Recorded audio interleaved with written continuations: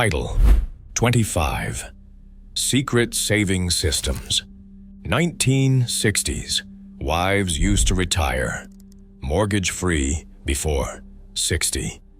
In 1968, a mill worker's wife in Ohio started hiding $3 a week inside a coffee can buried behind the woodpile. Her husband never knew.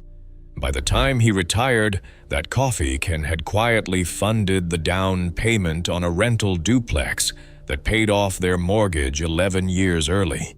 The system she used is number 19 on this list, and it takes about 10 minutes to set up. Number 8 was taught by home economics teachers in nearly every American high school until the textbooks were rewritten. And number 1 is the reason so many 1960s couples burned their mortgage papers in the fireplace before they turned 60, something almost nobody does today. These 25 systems were not secrets. They were Tuesday afternoon conversations at the beauty parlor. Before we start, hit that subscribe button, because what these women knew quietly outperforms most modern financial advice. Number 25. The Grocery Money Skim. Every week, a 1960s housewife budgeted a fixed grocery allowance from the household paycheck, and every week she came in a little under it. Buying day-old bread, using coupons clipped from the Sunday paper, and substituting cheaper cuts of meat, she could shave $2 or $3 off a $20 grocery bill without her husband noticing a difference on the table. That skimmed money went straight into a mason jar. Over a year, at even 10% savings on a typical 1965 grocery budget of around $90 a month, a family could quietly accumulate over $100. Money that never appeared in any household ledger her husband reviewed. Number 24. The Piggy Bank Mortgage Fund. Long before automatic transfers existed, wives kept a dedicated ceramic bank, separate from the household budget, fed exclusively with loose change from pockets, purses, and couch cushions. It sounds trivial until you run the math. A family collecting even 50 cents a day in spare change accumulated over $180 a year, enough in 1962 dollars to cover nearly 2 full mortgage payments. The trick was consistency. Emptying pockets every single night became a ritual as automatic as locking the front door. Number 23. The Seasonal Clothing Swap. Wives in the same neighborhood organized informal clothing exchanges every spring and fall, trading outgrown children's clothes, coats, and shoes among 4 or 5 families. A growing boy could go through an entire wardrobe of properly fitted clothes without a single purchase. Department store estimates from the period suggest an average family spent close to $200 a year clothing school-age children.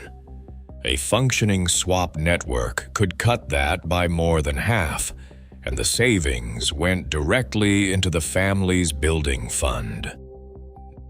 Number 22. Canning and Preserving the Harvest. A wife who spent August and September canning tomatoes, green beans, and peaches was not just feeding her family through winter. She was converting cheap seasonal produce into a grocery bill reduction that lasted 6 months. A bushel of tomatoes at harvest price could fill 20-quart jars, replacing store-bought canned goods worth nearly triple the cost. Families with a stocked pantry cellar routinely reported grocery savings of 25% through the winter months, money that went straight toward the house. Number 21. The Layaway Ring Fund. Rather than buying jewelry, appliances, or furniture outright, wives used layaway programs at department stores, paying small weekly amounts until an item was fully paid off.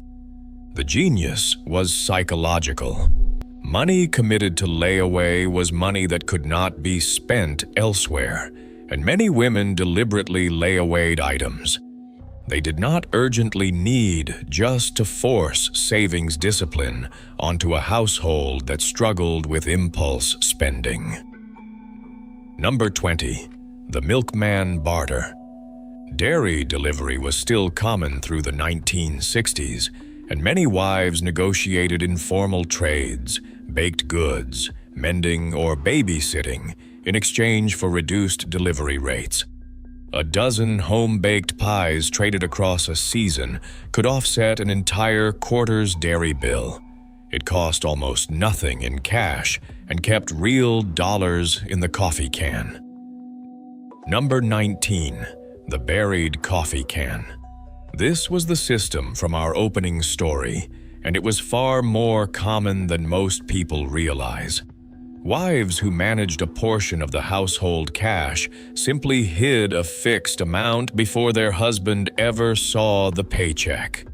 Whether it lived in a can behind the woodpile, taped under a dresser drawer, or sewn into a mattress seam, the principle was the same. Money unseen was money unspent. Financial counselors today call this a separate account strategy and charge for the advice.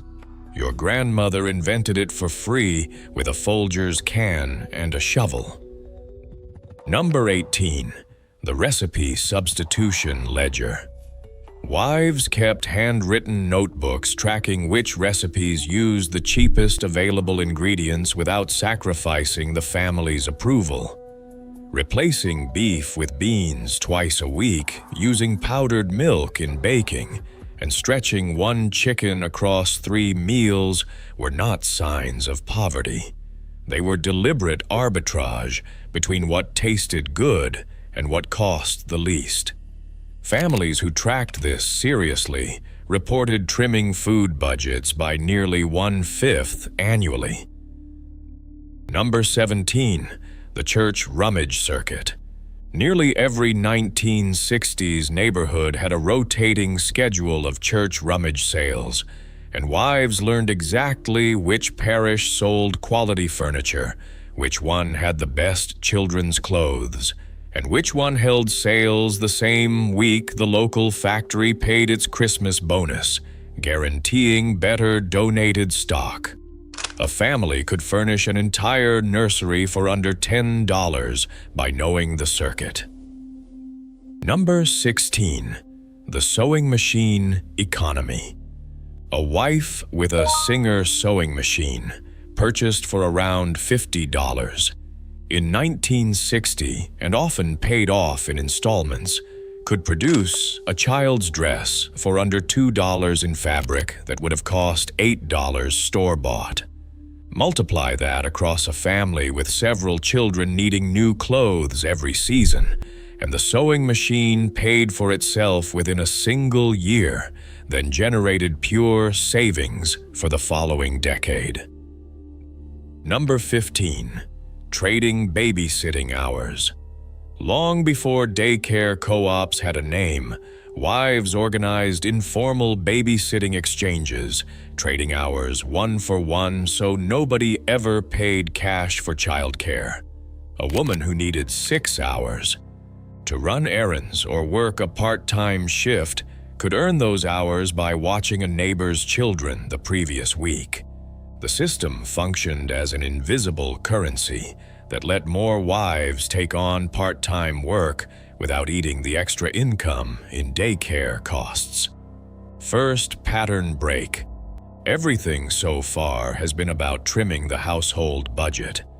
But the next several systems were about actively building the fund that eventually paid off the house, and this is where wives in the 1960s were often shrewder than the men managing the family's official finances. Number 14. The S&H green stamps conversion. Grocery and gas stations issued green stamps with every purchase, and wives pasted them into books that could be redeemed for household goods, appliances, and even furniture, all without spending a dime beyond what the family was already buying. A dedicated stamp saver could furnish a kitchen with a toaster, a mixer, and a full set of cookware, using nothing but stamps collected over 18 months of ordinary shopping. The redeemed goods meant the family never had to pull cash from the mortgage fund to buy them. Number 13. The egg and produce stand. Wives on the edge of suburban developments, or those with even a modest backyard, kept a few laying hens and a vegetable patch, then sold the surplus at a small roadside stand or to neighbors directly. A dozen eggs sold for around 40 cents in the mid-1960s, and a productive flock of a dozen hens could generate several dollars a week in pure profit after feed costs, money that went straight into savings because it was never counted as part of the family's regular income. Number 12. The Tupperware and Avon circuit. Direct sales parties exploded in popularity through the 1950s and the 1960s, precisely because they let wives earn commission income without leaving the neighborhood or needing a formal job that might have embarrassed a traditionally minded husband. A woman hosting parties and selling product to friends could clear an extra $20 to $30 a month, money she often kept entirely separate from the household budget and funneled toward the mortgage. Number 11. The ironing and laundry side business. Wives who were particularly skilled with an iron took in pressing work for bachelors, widowers, and busy neighboring families. Charging a modest fee per shirt, a woman could turn 2 or 3 hours after the children were asleep into steady weekly income. It was unglamorous work, but it was cash that never touched the family's primary bank account, and therefore never got spent on anything but the goal. Number 10. The savings bond habit. Many households enrolled in payroll savings plans that automatically diverted a small percentage of the husband's paycheck into U.S. savings bonds before the money ever hit the checking account. Wives were often the ones who pushed for enrollment, understanding instinctively that money never seen was money that could not be casually spent. A steady bond purchase of just a few dollars a week compounded quietly over a decade into a fund large enough to make a serious dent in the remaining mortgage balance. Number 9. The Christmas Club discipline. Just like families used dedicated holiday accounts, many wives ran a parallel version specifically labeled the House Fund, depositing a fixed amount weekly at the local savings and loan with no withdrawals permitted until the balance hit a predetermined target. The forced illiquidity was the entire point. A family could not touch what it could not access, and the fund grew steadily, regardless of how tempting a new car or vacation looked in the meantime. Number 8. The household economics class knowledge. Home economics curriculum in the 1950s and the 1960s taught teenage girls actual household finance, budgeting percentages, interest calculations, and the mathematics of paying down a mortgage faster through extra principal payments. Many wives entered marriage already understanding that an extra $50 applied directly to principal in the early years of a mortgage could shave years off the total loan term. That knowledge, largely stripped from modern curriculums by the 1970s, was the quiet engine behind an entire generation's early mortgage payoffs. Second pattern break. Now, here is what almost never gets mentioned: The wealthiest households from this era were not the ones with the highest income. They were the ones where the wife controlled a shadow budget the husband barely knew existed and treated every dollar of it as ammunition against the mortgage. The remaining systems on this list show exactly how that ammunition got deployed. Number 7. The extra principal payment ritual. Whenever a windfall arrived, a tax refund, a work bonus, a bit of overtime pay, many wives insisted the money go directly toward the mortgage principal rather than into discretionary spending. Applying even a single extra full payment per year toward principal on a typical 1960s 30-year mortgage could cut the loan term by nearly 4 years, thanks to how interest compounds on the declining balance. Number 6. Refinancing to a shorter term.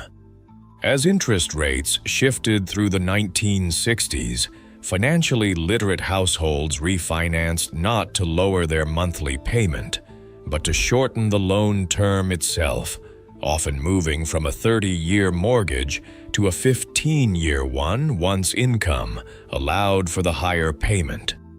Banks rarely suggested this because it meant less total interest collected over the life of the loan. Wives who understood the math pushed for it anyway. Number 5. The border income strategy. Households with a spare bedroom, particularly those near a college or factory, took in a single boarder, usually a young unmarried worker, charging $8 to $15 a week for room and simple meals. That income, directed entirely toward the mortgage, could cover a substantial portion of a monthly payment, effectively letting the house pay for itself while the family lived in it. Number 4. The duplex hack. Some of the savviest 1960s wives pushed their husbands toward buying a small duplex rather than a standard single-family home, living on one side and renting the other. Rental income covered most or all of the mortgage, meaning the family built equity in a home they were essentially living in for free. This single decision, more than almost any other on this list, explains why certain families owned their homes outright a full decade before their neighbors. Number 3. The life insurance cash value loan. Whole life policies purchased in a family's 20s accumulated a cash value that could be borrowed against at a low, fixed interest rate, often lower than a bank mortgage rate. Wives who understood this used policy loans strategically to make lump sum principal payments during years when the family had extra breathing room, then repaid the policy loan gradually without ever touching a bank. Number 2. The strict below-means budgeting philosophy. Households that earned $6,000 a year but deliberately lived as though they earned $5,000 consistently generated the surplus that every other system on this list depended on. It required driving an older car, wearing clothes an extra season, and turning down social invitations that involved spending money the family did not want to part with. It was not deprivation. It was a decade-long strategy with a single visible goal, a paid-off house. And finally, number 1, the mortgage burning ceremony discipline. The ultimate outcome of every system on this list was the same. A family gathered in their living room, often before the husband turned 60, and literally burned the paid-off mortgage document in the fireplace as friends and neighbors watched. It was not just symbolic. It represented decades of coffee cans, canning jars, layaway payments, and green stamp books, all converging on a single outcome, a home owned free and clear, decades before most modern households even come close. These 25 systems shared one common thread. They all treated small, consistent, often invisible decisions as more powerful than any single dramatic financial move. Your grandmother was not a financial expert by training. She was a financial expert by necessity, running an entire shadow economy from her kitchen table that quietly outperformed most modern retirement plans. The question now is whether any of these habits survive in your own household, or whether they disappeared along with the coffee can behind the woodpile.